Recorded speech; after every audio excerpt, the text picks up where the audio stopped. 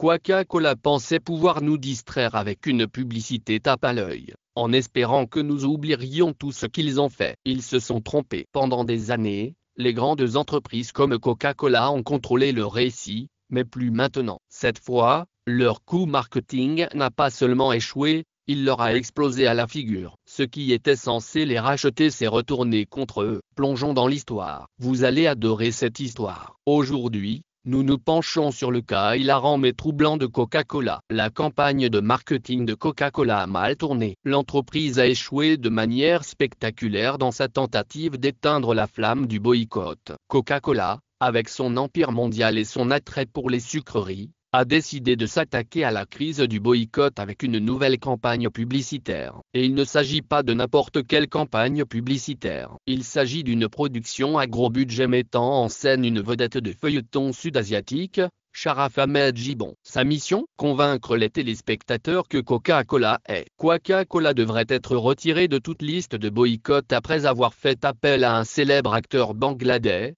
Sharaf Ahmed-Gibon, pour nous convaincre que Coca-Cola mérite notre soutien. Cola ne devrait pas être boycotté. Son message pour justifier pourquoi nous devrions continuer à soutenir la marque est erroné. Il ne s'agit pas seulement d'un succès ou d'un échec. Il s'agit d'une erreur de calcul majeure. Ils pensaient que l'utilisation d'un visage populaire nous convaincrait, mais ils ont commis une grave erreur. Jetons un coup d'œil à la publicité qui a déclenché une vague de réactions négatives. Israël n'est jamais mentionné. Le commerçant convainc ensuite le client qu'Israël n'a aucun lien avec le Coca-Cola. L'argument principal de Coca-Cola pour justifier son absence de boycott est donc qu'il est présent partout. Ils ont même une usine palestinienne, ce qui est censé nous faire oublier tout le reste. Soyons clairs. La soi-disant usine palestinienne est en fait une entreprise d'embouteillage appartenant à Israël qui opère dans une colonie israélienne située dans la partie orientale d'Al-Quds occupée. Il s'agit d'une colonie illégale au regard du droit international. Et devinez où se trouve cette soi-disant usine palestinienne ? Dans une colonie israélienne illégale. C'est l'idée de Coca-Cola d'aider les Palestiniens à construire sur des terres volées. Les mensonges ne s'additionnent pas,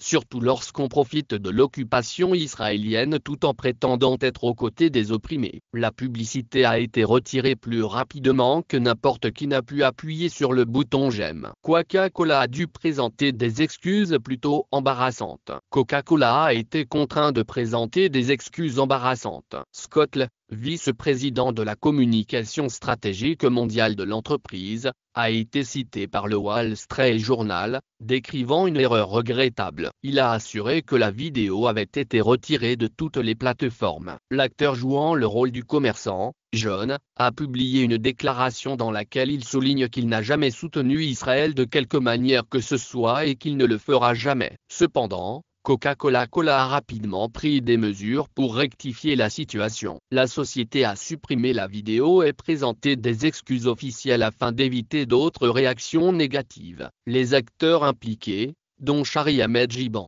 ont également publié des déclarations. Mais il était trop tard. Des personnes de tous horizons, sans distinction de religion ou de race, se sont emparés des médias sociaux pour condamner à la fois Coca-Cola et les acteurs. Ils ont condamné Coca-Cola et les acteurs sur de multiples plateformes. La section des commentaires a été inondée de critiques. 5 heures plus tard, Coca-Cola a retéléchargé la publicité en désactivant les commentaires dans un message publié sur Facebook. Sharaf Ahmed-Gibon a affirmé qu'il ne faisait qu'un travail professionnel, que Coca-Cola lui avait donné toutes les informations et qu'il lui avait demandé de jouer et de mettre en scène. Il a insisté sur le fait qu'il ne soutenait pas Israël. Au lieu de ralentir le boycott, Coca-Cola n'a fait qu'aggraver la situation. Le boycott s'est répandu comme une traînée de poudre et les ventes de l'entreprise en ont souffert. Il ne s'agit pas seulement d'une publicité ratée. Il s'agit d'une réaction plus large contre les entreprises liées au génocide israélien à Gaza. La prochaine fois, Coca-Cola apprendra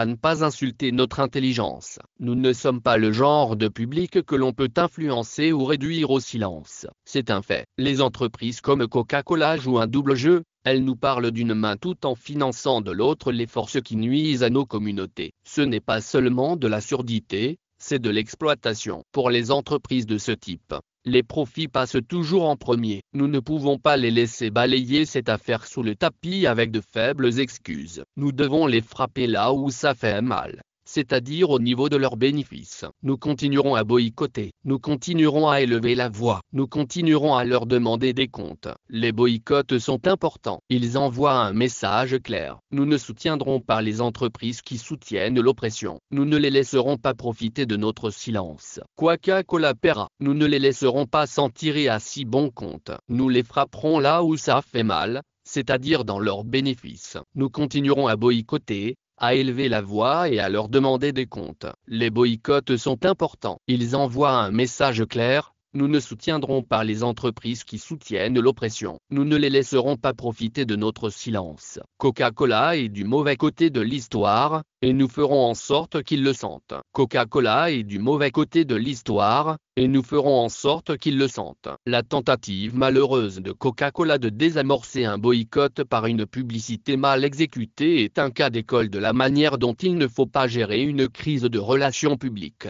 C'est un exemple parfait. C'est un exemple parfait du pouvoir que nos boycotts ont sur les entreprises qui soutiennent Israël. Ensemble, nous détenons le pouvoir. Nous avons le pouvoir de créer le changement. Nous avons le pouvoir de rester ferme. Nous avons le pouvoir d'exiger mieux. Utilisons-le avec l'aide d'Allah.